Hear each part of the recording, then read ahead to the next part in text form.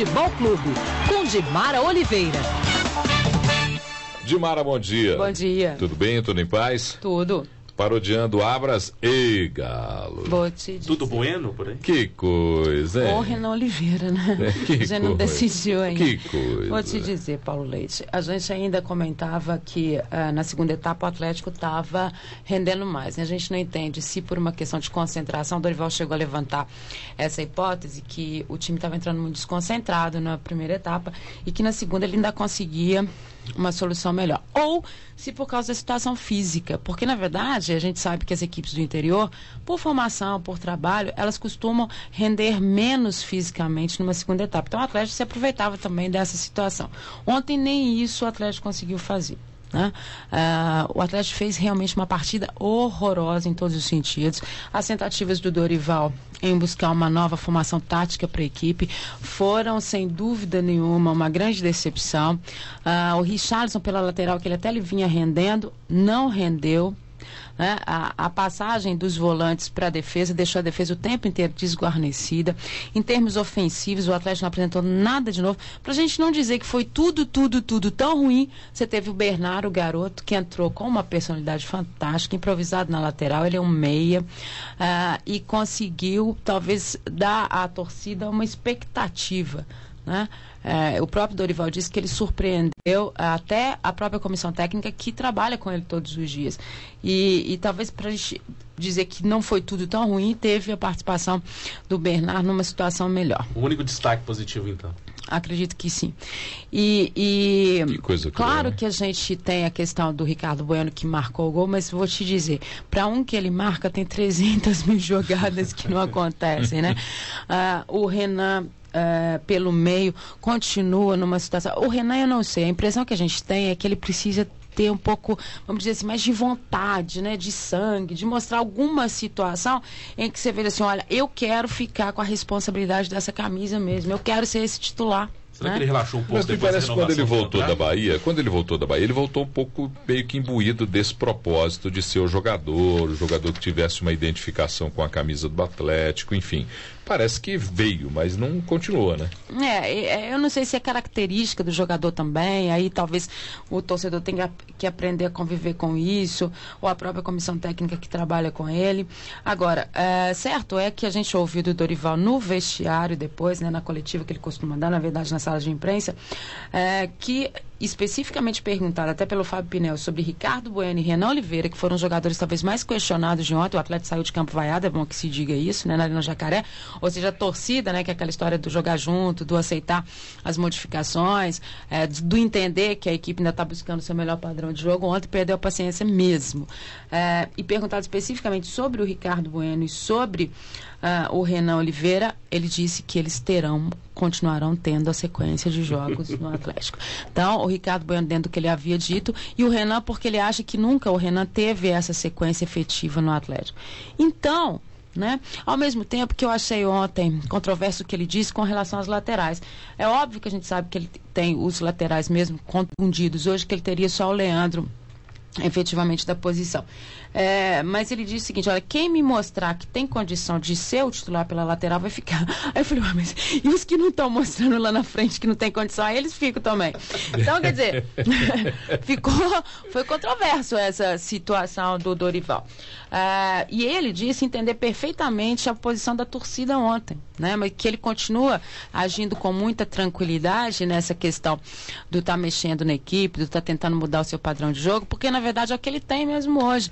Ele não tem outros jogadores nesse sentido. Então, torcida atleticana. Fazendo justiça ao esmalte de Lila Vatti e Dimara Oliveira, falemos do Cruzeiro, porque o esmalte hoje é azul. Exatamente, Cruzeiro, que tem aí uma outra mas é azul mesmo, né? Você ouvinte deve estar aí preocupado se eu estou fazendo alguma... No Minas Esporte você pode conferir, mas... Azul divino, Paulo. Existe aqui uma combinação entre Lila e Dimara, que eu não consegui entender ainda como é feita, mas os esmaltes sempre combinam, então agora é azul, tanto Lila como Dimara. É o entrosamento, né? A gente tem entrosamento. entrosamento. azul. Então fale do Cruzeiro a partir do esmalte azul. Pois é, o Cruzeiro que tem esse clássico contra o América, e o Cuca já começa a dizer o seguinte: é bom o Cruzeiro manter sempre, tá na liderança do campeonato, bem na Libertadores, mas ele sabe que agora você vai vir para uma fase que é mais complicada, tanto no Mineiro quanto na Libertadores, você vem para o mata-mata, né? Sim. Que é um outro tipo de jogo e que você precisa estar muito atento, né? A qualquer momento no mata-mata, se você não estiver na sua noite, no seu dia, na sua história, você pode estar deixando um trabalho todo para trás. Então, o Cuca está com essa preocupação, já está alertando o grupo sempre, e acho que esse é o trabalho de um time quando está vencendo e conseguindo impor o seu futebol da forma como o Cruzeiro está conseguindo impor. Manter essa história não é uma situação fácil, a gente sabe disso. A gente sabe que uma hora essa produtividade do time ela tende a cair um pouco, né? Por questão física, às vezes por contusão, a questão do entrosamento, entrar um, sair outro. O Cuca tem conseguido manter esse histórico do Cruzeiro, mesmo com as substituições. Às vezes o time não vai tão bem, porque com tantas goleadas que o Cruzeiro acabou dando, você sempre fica na expectativa de quando ele enfrenta a próxima goleada. Claro, um adversário tecnicamente inferior, você fala assim, não, agora vai. E não é bem assim, você tem as situações do jogo, né? O gramado que o time está apresentando naquele dia. Então o Cuca está muito atento a isso e acabou revelando isso para a própria imprensa, essa preocupação dele com a próxima fase, tanto do Mineiro quanto da Libertadores nessa continuidade. Lembrando que o Cruzeiro ainda faz 2 jogos pela Libertadores, né, contra o Guarani e Estudiantes, os 2 jogos fora de casa, então, e tem esse clássico importante contra o América. Cruzeiro que defende a liderança, o Atlético chegou só aos 17 pontos ontem, 2 pontos a menos. Com um jogo a mais, né? Não, agora eles estão agora juntos. equalizou, O Cruzeiro tinha feito um jogo a mais. Feito jogo Aí o Cruzeiro fica com um jogo a mais no final de semana, mais uma vez, porque faz o jogo contra o América, porque adiantou. Porque o Atlético só vai voltar a jogar agora pela Copa do Brasil. Na quinta-feira. Na quinta-feira. Né? E aí o sinal de alerta tá ligado. Ligado em todos os sentidos. Nessa fase da Copa do Brasil, não tem mais a vantagem dos 2 gols fora de casa? Ainda tem? Ainda tem, ele pode eliminar nesse primeiro jogo. Mas levando o gol do jeito que ele está levando, não sei não. E acho que é por isso que o Dorival tem essa preocupação grande em tentar corrigir também esse setor defensivo. Quando a gente diz isso, a gente olha também e fica pensando assim, né, como, né? Que ele tem que seguir a questão dos volantes ali e dar uma segurada. E o Richarlison, você querendo ou não, como volante, ele tem uma movimentação melhor, mesmo a gente entendendo a necessidade da lateral, mas ele segura um pouco melhor ali. No caso do Cruzeiro, que tem todo mundo, e o Cruzeiro tem todo mundo à disposição, você vê o que é fase, né? Tá bem no Mineiro, tá bem na Libertadores, o Fabrício está quase voltando, tem todo mundo à disposição, quer dizer, o Cuca pode armar a sua equipe da forma que quer. Existe uma expectativa de ver se ele vai com 3 atacantes nesse jogo do América. E aí ele, obviamente, teria que tirar um meia, né? Ou o Roger ou o Montilho. O Montilho tem uma tendinite, mas ontem já treinou normalmente. O Montilho é o tipo de jogador que ele não gosta de ficar de fora da partida, pela questão do ritmo. Abriu mão da folga para tratamento. Abriu mão da folga para tratamento. Você vê o que é a responsabilidade profissional de um jogador, né? O craque, ele é muito mais do que só o que ele faz dentro das 4 linhas, né? A responsabilidade que ele tem com aquilo que ele sabe que é efetivamente importante para a carreira dele. Lembrando que o Cruzeiro não vai ter o Vitorino e nem o Henrique, ambos servindo às seleções, né? Os amistosos. E o Vitorino foi dispensar de um dos 2 amistosos. De um dos 2. Vai defender o Cruzeiro. Vai poder voltar. Mas o Henrique já muda um pouco do contexto, né? Você tem as opções, mas o Henrique é um jogador hoje muito importante nessa função em que o Cuca deu para ele na equipe do Cruzeiro. Tanto é que foi convocado para a seleção, né? A grande fase que ele vive. Aí o pessoal diz assim, mas é o Mineiro, é o América, mas é um América que também está buscando a sua história. A gente cobrava aqui a questão dos reforços, e ontem o América contratou o Amaral, que é um volante que estava no Cerezo Osaka com o Levir Coupe. Jogou no Vasco, né? Também jogou no Vasco com o Dorival Júnior, naquele no Grêmio que subiu. Também, não foi? No Grêmio, no Paulista de Jundiaí, que todo mundo se lembra daquela campanha contra o Cruzeiro, ele foi campeão da Copa do Brasil. Sim, né? em cima do Fluminense, né?